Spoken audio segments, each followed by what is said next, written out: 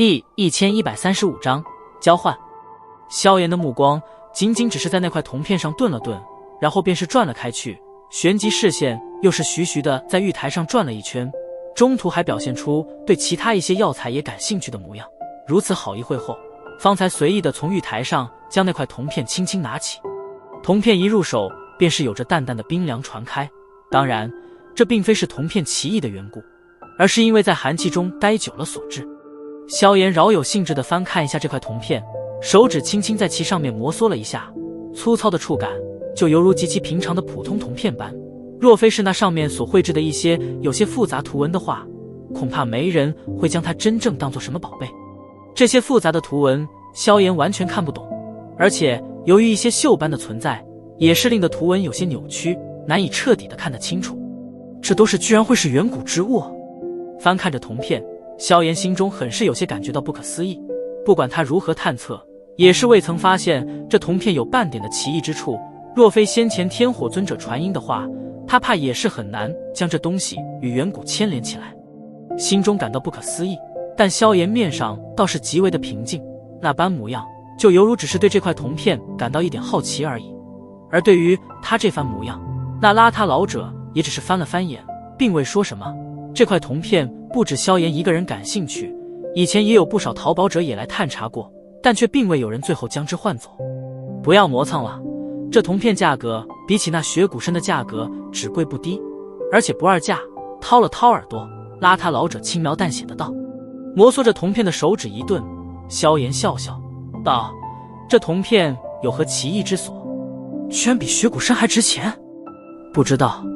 邋遢老者撇了撇嘴，说出了一个让萧炎一致的答案。萧炎苦笑了一声，这个老家伙还真是古怪，这种答案居然也说得这么理直气壮。此刻周围一些围观者也是因为邋遢老者的答案忍不住地发出一些笑声，显然是很少见到这般极品的摊主。不过虽然我不知道这铜片究竟有什么作用，但却是知道这算是远古之物。邋遢老者扫了那些失笑的人一眼，然后嘿嘿一笑道。此话一落，周遭笑声顿时戛然而止，一道道惊疑不定的目光皆是锁定在了萧炎手掌上的那块铜片上。谁都知道，不管任何东西，只要与远古二字搭上边了，那必然不会简单。但他们依旧是有点难以相信，这看上去平平无奇的铜片会跟远古扯上关系。与这些人的惊疑相比，萧炎在这邋遢老者说出这话时，手掌便是忍不住的紧了紧。没想到这老家伙眼光居然也是如此毒辣。要知道，即便是萧炎，若非是天火尊者提醒的话，也不会太过在意这枚铜片。看来这邋遢老者的眼力也是相当之强啊。哼，不知道老先生凭什么认定这东西与远古有关系？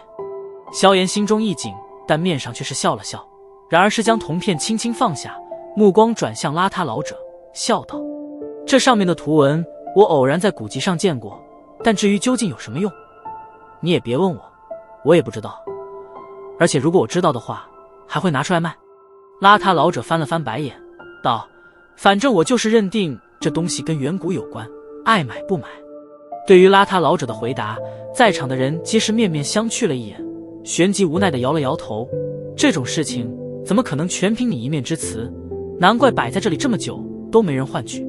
对于这油盐不进的老家伙，萧炎也是感到相当头疼，苦笑一声道：那这铜片老先生打算如何换取？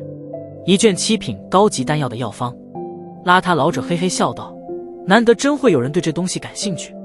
闻言，萧炎再度苦笑，摇了摇头，惋惜地看了一眼那块铜片，道：太贵了。即便真如老先生所说，这铜片算是远古之物，但从远古流传下来的东西也不少，其中不乏一些寻常用品，光凭一点图文倒是完全不可能评定它的价值。算了，我还是换取雪骨参吧。萧炎叹了一口气，从那戒中取出一个玉瓶，然后轻放在玉台上，道：老先生，这是一枚素心丹，7品中级，炼制丹药时将之服用，有助于稳定心神，从而提升炼丹成功率，用它换取雪骨参，你应该不算亏吧？素心丹算得上一种极为不错的辅助丹药，对于炼药师来说效果特别之大。很多炼药师在开工炼制丹药之前，都是会想办法弄一枚这种功效的丹药，毕竟炼丹时最忌讳的便是被打扰或者心神不宁，而有了这种丹药，则是能够尽可能的免除这种打扰。而在这些辅助丹药中，这素心丹又能算得上是上等之选，真实价值比这雪骨参要高上许多，因此萧炎不愁这邋遢老者不接受。果然，就在那素心丹三字落进邋遢老者耳中时，其脸色迅速涌上一抹惊愕，旋即飞快地抓过玉瓶，将其中的一枚淡白色丹药倒了出来，然后放在鼻下使劲地嗅了嗅，果然是素心丹。仔细地检验了片刻，邋遢老者眼睛顿时亮了起来。这素心丹对于炼药师帮助颇大，他很多次炼制丹药时都是会尽可能先行准备一点这种辅助丹药，但他所能炼制的并且有着这种功效的丹药，最高只是7品低级，不是他没有能力炼制更高级的，只是没有炼制的药方。药方这东西乃是炼药师的最大宝藏，一般寻常人不会将自己的药方公布开来，除非是用作交易。嘿嘿，不错的东西，小子够慷慨，我看好你。邋遢老者笑眯眯的道，直接是将丹药塞进了那戒，然后目光依旧有些火热的看着萧炎。萧炎笑了笑，也是从玉台上将那装盛着雪骨参的玉盒取过，塞进那戒之内，然后对邋遢老者那火热目光犹若未睹，转身便是欲离开。哎，等等！见到萧炎要走，那邋遢老者这才有些熬不住了，连忙叫道：“怎么？”萧炎偏过头，有些疑惑地望着邋遢老者：“嘿嘿，小子，你不想要这铜片了？我敢对你发誓，这东西绝对是远古之物。”邋遢老者指着玉台上的铜片，很是热情的道。萧炎看了一眼那安静的躺在玉台上的铜片，摇了摇头，有些惋惜的道：“我换不起7品高级的药方，没人会舍得拿出来。”邋遢老者搓了搓手，嘿嘿笑道：“算了，我退后一步，不要7品高级的，只要你用素心丹的药方，我便将它给你，如何？”闻言，萧炎一怔，面上有点迟疑。素心丹的药方虽然不及7品高级药方珍贵，但也是价值不菲，用来换这铜片还是有点高于他的心理底线。萧炎，换了吧，你应该不会亏的，这东西的确是远古之物，只是这家伙不知道怎么开启而已。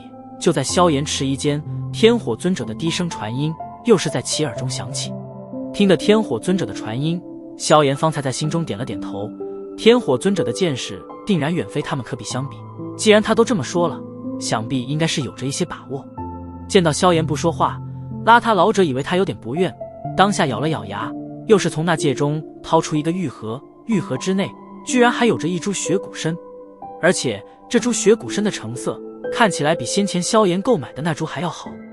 你既然要雪骨参，应该也是想要炼制丹药，如果你将素心丹的药方给我，我便在这铜片之上再加一株雪骨参，如何？邋遢老者颇有些肉痛的道，这雪骨参本来是他想为自己给留着的。见状，萧炎脸庞上也是浮现一抹笑容，点了点头，凡事过犹不及，若是惹得这老家伙怒了，把铜片给收了，那他怕就是只有自己苦笑去了。从这老者的那怪癖性子来看，做出这等事并不奇怪。